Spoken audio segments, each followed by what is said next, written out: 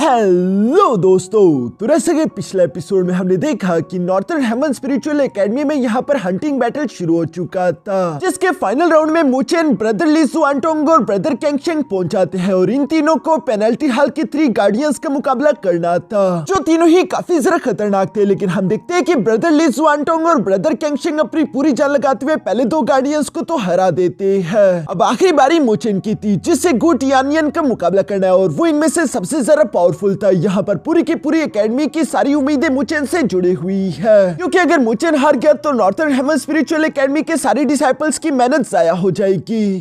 अब आगे तो नेक्स्ट एपिसोड की शुरुआत यहाँ पर बिल्कुल उसी फाइनल राउंड से शुरू होती है, जहाँ पर हम देखते हैं कि मुचेन और गु टियानियन एक दूसरे के आमने सामने आ चुके थे और ब्रदर गु टियानियन मुचेन को देखते हुए कहता है तो तुम एक फ्रेशमैन हो, जिस पर मुचेन जवाब देते हुए कहता है कि हाँ, आपने सही पहचाना, यकीनन आपके साथ बैटल करके मुझे काफी कुछ सीखने को मिलेगा। ये सुनकर तो गु टियानियन भी एक्साइटेड होते हुए कहता है कि तुम में हिम्मत तो काफी है, लेकिन मैं देखना चाहूंगा कि आखिर तुम कितने सारा स्ट्रॉन्ग हो। ये कहते हुए वो फाइट के लिए काफी ज्यादा एक्साइटेड होते हुए तीसरी से मुचेन की तरफ जाकर फिर से उसे पंच करने की कोशिश करता है, लेकिन मुचेन ने अपने दोनों हाथों का इस्तेमाल करते हुए उसके पंच को ब्लॉक कर लिया, जिसके प्रेशर से वो पीछे की तरफ भी धकेला जाता है। यहाँ पर हम देखते हैं कि गु टियानियन तो तीसरी के साथ दोबारा से मुचेन के पास आकर उसे हिट करने की कोशिश करने लगा, लेकिन मुचेन ने इस बार भी उसके अटैक को डॉज कर लिया, जिससे गु टियानियन को काफी ज्यादा गुस्सा आ गया था और वो अपनी फ्लेम की बारिश हम मुचेन पर करना शुरू कर देता है। लेकिन दूसरी तरफ मुचेन अभी भी अपनी शैडो डांसिंग टेक्निक का इस्तेमाल करते हुए तीसरी के साथ गु टियानियन के सारे हमलों को भागते हुए डॉज कर रहा था, जिससे गु टियानियन को तो गुस्सा आने लगा और वो मुचेन की तरफ बढ़ते उसे टकराने लगता है। फिर दूसरी तरफ हम देखते हैं कि मुचेन तो जितना हो सके गु टियानियन से दूर जाने की कोशिश कर रहा था और हमें यहाँ पर जानने को मिलता है कि असल में फाइट के शुरू होने से पहले ब्रदर कैंगशेंग ने मुचेन को बताया हुआ था कि गु टियानियन काफी जरा गुस्सैल है, अगर तुम उससे हेड टू हेड टकराने की कोशिश करोगे तो तुम उसका मुकाबला नहीं कर सकते, लेकिन अगर तुम उसके हर एक अटैक को डॉज करोगे और उससे दूर भागोगे तो तुम उसे किसी एग्रीमेंट के लिए मजबूर कर सकते हो। यहाँ पर फाइट के दौरान मुचेन अपने मन में कहने लगा कि ब्रदर कैंगशेंग ने बिल्कुल सही कहा था, ये वाकई में काफी गुस्सैल है और ये कहती वो अपने सल्लू और डेथ बार टेक्निक का इस्तेमाल करते हुए गु टियानियन पर हमला करने की कोशिश करता है, लेकिन गु टियानियन पर तो उस सल्लू और डेथ बार टेक्निक का कोई असर नहीं हुआ, उल्टा वो अपनी फ्लीमरी का इस्तेमाल करते हुए मुचेन पर हमला कर चुका, जो टेक्निक बहुत ही ज्यादा वायलेंट और खतरनाक थी। ब्रदर कैंगशेंग और ली जुआनटोंग भी दूर से ये फाइट देख रही है और वो कहते हैं कि मैंने बिल्कुल सही एक्सपेक्ट किया था, उसे मुचेन का ये फाइटिंग स्टाइल पसंद नहीं आ रहा और वो जल्दी इस बात से गुस्सा होकर मुचेन के साथ किसी एग्रीमेंट पर राजी होगा। दूसरी तरफ अरीना में हम देखते हैं कि गु टियानियन यहाँ पर अपनी फ्लेम का इस्तेमाल करते ऊपर की तरफ चट्टानों को तोड़ देता है, जिन्हें वो मिटियोर्स की तरह मुचेन पर बरसाने लगा। साथ ही सर वो कह रहा था कि अब मैं देखता हूँ कि तुम मेरे अटैक को कैसे डॉज करते हो, मगर दूसरी तरफ हम देखते हैं कि मुचेन तो उसके अटैक्स को सिर्फ डॉज ही नहीं कर रहा, बल्कि साथ ही सर वो उन चट्टानों पर यहाँ फॉर्मेशंस को भी प्लांट कर रहा था, जिन्हें वो तीसरी के साथ गु टियानियन की तरफ थ्रो कर देता है और हमें जानने को मिलता है कि असल में वो इंस्टेंट फॉर्मेशन थी, जिसके अंदर से मुचेन के गोल्डन व्हील्स निकल कर फर से बाहर की तरफ आकर गु टियानियन पर हमला करने लगे। गु टियानियन जब उनके साथ मसरूफ था तो मुचेन उसी मौके का फायदा उठाकर गु टियानियन के पैरों के नीचे फर से great flame demon formation activate कर देता है, जिस फॉर्मेशन को देखकर तो गु टियानियन भी उससे दूर भागने लगा, लेकिन हमें देखने को मिलता है कि मुचेन ने पहले ही अपनी स्पिरिचुअल वेन फॉर्मेशन को अपनी गोल्डन व्हील के अंदर इंजेक्ट किया हुआ था, जो कि बाहर की तरफ आते हुए गु टियानियन को जकड़ लेते हैं ताकि वो उस ग्रेट फ्लेम डीमन फॉर्मेशन से भाग ना सके, लेकिन गु टियानियन के पास भी फ्लेम की पावर थी, इसलिए हम देखते हैं कि मुचेन की फॉर्मेशन फ्लेम से उसे जरा सा भी कोई असर नहीं हुआ, उल्टा वो और जरा भड़कते हुए कहता है कि तुम आखिर हो तो एक फ्रेशमैन ही, जिसे डॉज करने और भागने के सिवा कुछ नहीं आता। ये कहती वो गुस्से के साथ अपने फ्लेमिंग स्फीयर को बाहर की तरफ निकाल लेता है, जिसे लेकर वो मुचेन के पीछे भागते हुए कह रहा था कि मेरे सामने फेयर एंड स्क्वायर आकर हेड टू हेड फाइट करो, तुम इस तरह से मेरे सब्र का इम्तिहान ले रही हो। ब्रदर ली जुआनटोंग भी ये देखते हुए खुश होकर कह रहा था कि ये बिल्कुल सही हो रहा है। गु टियानियन की पर्सनैलिटी के हिसाब से वो जल्दी से जल्दी इस बैटल को खत्म करना चाहेगा, इसलिए वो मुचेन से कहेगा कि मैं तुम पर एक फाइनल अटैक करूंगा, अगर तुम मेरे फाइनल अटैक को झेल लेते हो तो तुम विनर डिक्लेयर कर दिए जाओगे। हालांकि वो अटैक काफी डेंजरस होगा, लेकिन अगर मुचेन अपनी थंडर बॉडी का इस्तेमाल करे तो वो उस अटैक को सर्वाइव कर सकता है और इस तरह से हम जीत जाएंगे। असल में ये सारा की सारा प्लान ब्रदर कैंगशेंग का था। दूसरी तरफ हम देखते हैं कि गु टियानियन जो कि मुचेन के पीछे पड़ा हुआ था, वो कहता है कि अगर फ्यूचर में तुम्हारा सामना किसी ताकतवर दुश्मन से हो गया जिसने तुम्हारे दोस्तों और तुम्हारी फैमिली की जान को खतरे में डाल दिया हो, तो क्या तब भी तुम इसी तरह से डर कर भागोगे? भागोगे जैसे कि आज तुम मुझसे दूर जा रहे हो। गुड यानियन की ये बातें सुनकर तो अब मुचेन को भी गुस्सा आ गया था, इसलिए हम देखते हैं कि वो फिर से अपने स्पीयर को बाहर की तरफ निकालकर गुड यानियन को हिट करते हुए पीछे की तरफ धकेल चुका और वो यहाँ गुड यानियन पर हमले करने लगा था, लेकिन गुड यानियन की स्ट्रेंथ ज्यादा थी और वो मुचेन को एक पावरफुल हिट के साथ पीछे की तरफ एक चट्टान पर दे मारता है, जो देखकर तो सब डिसाइपल्स ही परेशान हो गए कि आखिर मुचेन ने अचानक से अपने फाइटिंग स्टाइल को चेंज क्यों कर दिया। कहीं वो हार तो नहीं किया? अगर वो हार किया तो फिर तो हम सबकी मेहनत जाया हो जाएगी। इसीलिए वो सबके सब डिसाइपल यहाँ पर मुचेन को चीयर अप करते हुए कह रहे थे कि मुचेन तुम कर सकते हो, प्लीज हार मत मानना। दूसरी तरफ काउंसिल चैम्बर में हम देखते हैं कि डीन टाइकिंग और बाकी के सारे एल्डर्स भी यहाँ पर इस फाइट को देख रहे हैं, जहाँ डीन टाइकिंग कह रहा था कि हमें मजबूरन मुचेन को स्पिरिचुअल लैंड से बाहर निकालना पड़ा और बाद में हमारे नॉर्थर्न हेवन स्पिरिचुअल एकेडमी ने अपना नाम इस्तेमाल करके मुचेन की जान बचा ली, वरना होली सेंट स्पिरिचुअल एकेडमी तो कब के मुचेन को जान से मार चुकी होती। जिस पर एल्डर सूटियान कहता है लेकिन अब भी वही तो हो रहा है जो कि होली सेंट स्पिरिचुअल एकेडमी चाहती है। अगर मुचेन यहाँ पर हार गया तो नॉर्थर्न हेवन स्पिरिचुअल एकेडमी के डिसाइपल्स कमजोर रह जाएंगे। दूसरी तरफ मुचेन के अपने दोस्त भी परेशान होते हुए मुचेन का नाम लेते हुए कह रहे थे कि मुचेन तुम कर सकते हो, हार मत मानना। जबकि दूसरी तरफ अरीना में हम देखते हैं कि मुचेन उस धुएं से बिल्कुल सही सलामत बाहर की तरफ आने लगा था और वो कह रहा था कि ब्रदर गुटियान तुम्हारे अटैक्स डॉज करना और तुमसे दूर भागना वैसे भी ये मेरा फाइटिंग स्टाइल नहीं है, बल्कि ब्रदर कैंगशिंग ने मुझसे ये सब करने को कहा था। तुम देखना चाहते हो ना कि मेरा असली फाइटिंग स्टाइल क्या है, तो चलो मैं तुम्हें दिखाता हूँ। और ये कहती मुचेन अपनी थंडर की पावर एक्टिवेट करते हुए फिर से अपने स्पीयर को अपनी तरफ बुलवा लेता है, जिस पर तो गुटियानियन भी खुश होते हुए कहता है कि लगता है कि अब थोड़ी ये फाइट इंटरेस्टिंग होगी। उसका ये कहना ही था कि तभी अचानक मुचेन ने अपने स्पीयर को तीसी से उसकी तरफ थ्रो कर दिया, जिसके बाद हम देखते हैं कि मुचेन भी तीसी से नीचे की तरफ आकर ब्रदर गुटियानियन पर अपने स्पीयर से हमले करने शुरू कर देता है। यहाँ पर इन दोनों के दरमियान हेड टू हेड अपने स्पीयर्स का इस्तेमाल करते हुए काफी सारा फास्ट आइकॉनिक फाइट हो रही थी, जिसमें ऑफ कोर्स मुचेन की कल्टिवेशन कम है और ब्रदर गुटियानियन की कल्टिवेशन ज्यादा, इसलिए वो मुचेन से थोड़ा ज्यादा ताकतवर था,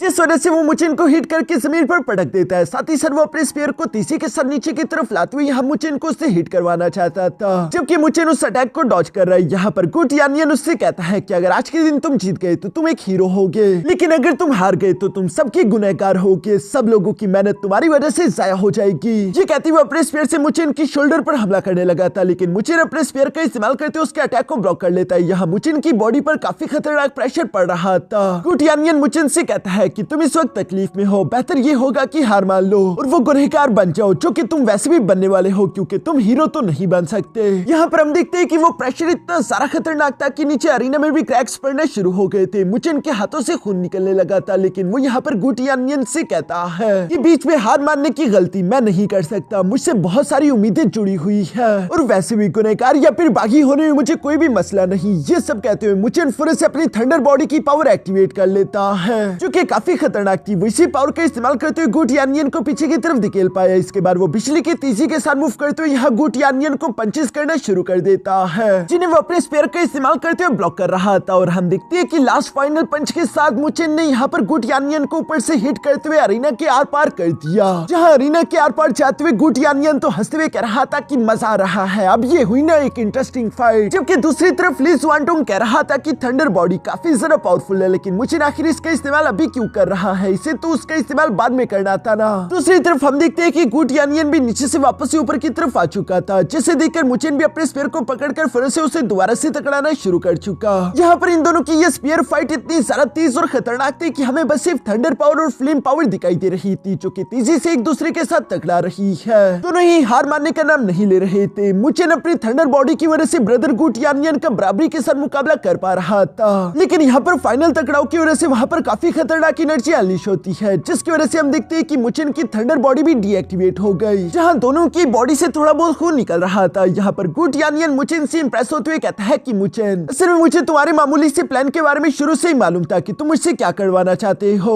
तुम मेरे अल्टीमेट मूव को अपनी थंडर बॉडी से ब्लॉक करना चाहते थे, और मैं मानता हूँ कि तुम्हारी ये थंडर बॉडी वाकई में काफी सारा खतरनाक है, लेकिन तुम इसे ज्यादा देर तक मेंटेन करके नहीं रख सकते। ये बात भी मुझे मालूम थी। जिस थंडर बॉडी के होते हुए तुम्हारे जीतने के थोड़े बहुत जरूर चांसेस थे, लेकिन अब चूंकि तुम्हारी थंडर बॉडी डीएक्टिवेट हो चुकी है, तो क्या तुम अब भी मेरे अल्टीमेट मूव को झेलना चाहोगे? जिस पर मुचेन दूसरी तरफ जवाब देते हुए कहता है कि हाँ मैं तैयार हूँ। जिस पर गुटियानियन भी खुश होते हुए कहता है कि तुम मेरे अल्टीमेट मूव को वैसे भी डिजर्व करते हो, क्योंकि तुमने खुद को वर्ती साबित साबित किया है और अगर तुमने मेरे अल्टीमेट मूव को ब्लॉक कर लिया फिर मुझे तुमसे हारने में कोई भी मसला नहीं होगा। जो सब बोलते हुए ब्रदर गुटियान फौरन से हवा में जमकर तो यहाँ पर अपने अल्टीमेट मूव को एक्टिवेट करना शुरू कर देता है, जिसके आसपास काफी सारी खतरनाक हेवनली फ्लेम इकट्ठा हो चुकी थी। नीचे की तरफ ब्रदर कैंगशिंग और ली जुआनटोंग भी ये देख रहा था, जहाँ पर ली जुआनटोंग कहता है कि अब तो मुचेन के पास उसकी थंडर बॉडी नहीं है, अब वो इस अटैक को ब्लॉक नहीं कर पाएगा और हम हारने वाले हैं। जिस पर ब्रदर कैंगशिंग जवाब देते हुए कहता है कि नहीं, मुचेन पर भरोसा रखो, अगर वो इस अटैक को ब्लॉक करने के लिए तैयार खड़ा है तो यकीनन उसके दिमाग में कुछ न कुछ तो जरूर होगा।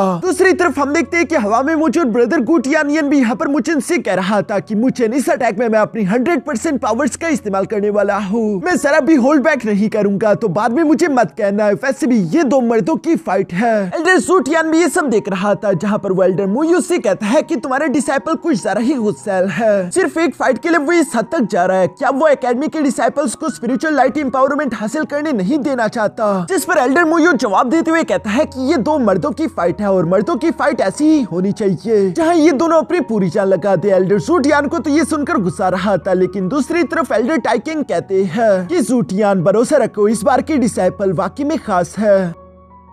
इसके बाद सीन शिफ्ट होकर दूसरी तरफ ब्रदर गुटियानियन पर आ गया, जो कि अपने अल्टीमेट मूव में अपनी पूरी ताकत डालते हुए मुचेन से कह रहा था कि मुचेन, तुम्हारे पास अभी भी वक्त है, अगर तुम चाहो तो तुम मेरी इस अटैक को डॉज कर सकते हो। मगर दूसरी तरफ नीचे हम देखते हैं कि मुचेन अपने 4 गॉड कॉन्स्टेलेशन स्क्रिप्चर टेक्निक को बाहर की तरफ निकालते हुए कह रहा था कि सीनियर, कुछ ऐसे लोग हैं जिन्हें मुझे हर हाल में प्रोटेक्ट करना है और उनके लिए मुझे ये करना ही होगा। जिस पर गुटियानियन भी खुश होते हुए कहता है कि तुम्हारी ये जुनून मुझे पसंद आया। जो कहती वो फौरन से हवा में जाते हुए यहाँ पर एक फ्लेमिंग पाइथन को बाहर की तरफ निकाल लेता है। नीचे की तरफ हम देखते हैं कि मुचेन भी अपने 4 गॉड कॉन्स्टेलेशन स्क्रिप्चर टेक्निक को एक्टिवेट करते हुए कह रहा था कि मुझे लुवली को प्रोटेक्ट करना है। सब डिसाइपल्स ने मुझसे उम्मीदें लगाई है, उनके लिए मुझे स्पिरिचुअल लाइट एम्पावरमेंट को भी सिक्योर करना होगा। और ये कहती मुचेन ने फौरन से अपने ब्लैक टोट आइस टर्टल डिवाइन सील को एक्टिवेट कर लिया, जो कि सबसे पावरफुल डिफेंस है। मुचेन उसकी शील्ड को फौरन अपने सामने ले आता है। दूसरी तरफ हम देखते हैं कि ब्रदर गुटियान भी अपने हेवनली फ्लेम ड्रैगन सर्पेंट का इस्तेमाल करते हुए मुचेन पर हमला कर चुका। यहाँ पर हम देखते हैं कि ये दोनों ही अटैक काफी ज्यादा खतरनाक थे, जिनके टकराव से वहां पर बहुत ही टेरिफाइंग एनर्जी अनलीश हुई। सब लोग इस अटैक को देख रहे थे और वेट कर रहे थे कि आखिर इस राउंड का विनर कौन होगा। यहाँ पर इस अटैक का धुआं हटने के बाद हम देखते हैं कि ब्रदर गुटियानियन काफी कमजोर हो चुका था, क्योंकि प्रीवियस अटैक को जनरेट करने के लिए उसने अपनी सारी की सारी एनर्जी इस्तेमाल कर दी थी। नीचे की तरफ हम देखते हैं कि मुचेन भी अपने ब्लैक टोट आइस शील्ड का इस्तेमाल करते उस अटैक को सर्वाइव कर चुका है, पर वो खुद भी इस वक्त बहुत ही ज्यादा कमजोर दिखाई दे रहा था, क्योंकि इस अटैक को बनाने के लिए मुचेन को भी काफी ज्यादा स्पिरिचुअल एनर्जी का इस्तेमाल करना पड़ा। मुचेन यहाँ पर उस अल्टीमेट मूव को सर्वाइव करने के बाद ब्रदर गुटियानियन से कहता है कि क्या आपको इस फाइट ने सेटिस्फाई कर दिया। मुचेन को इस तरह से सही सलामत देखकर तो गुटियानियन भी हैरान होते हुए कहता है कि इसने मेरी इतने पावरफुल अटैक को भी झेल लिया, ये वाकई में इंप्रेसिव है। जो बोलते हुए गुटियानियन फिर से अपने स्पीयर को वापस रखते हुए तीसरी से नीचे की तरफ मुचेन के पास आ गया था। मुचेन दूसरी तरफ गुटियानियन से कहता है कि अगर अभी भी आपको फाइट करनी है तो मैं अभी भी आपके साथ फाइट कंटिन्यू रख सकता हूँ। ये सुनकर तो गुटियानियन जोर से हंसते हुए कहता है कि तुम वाकई में काफी मजेदार इंसान हो,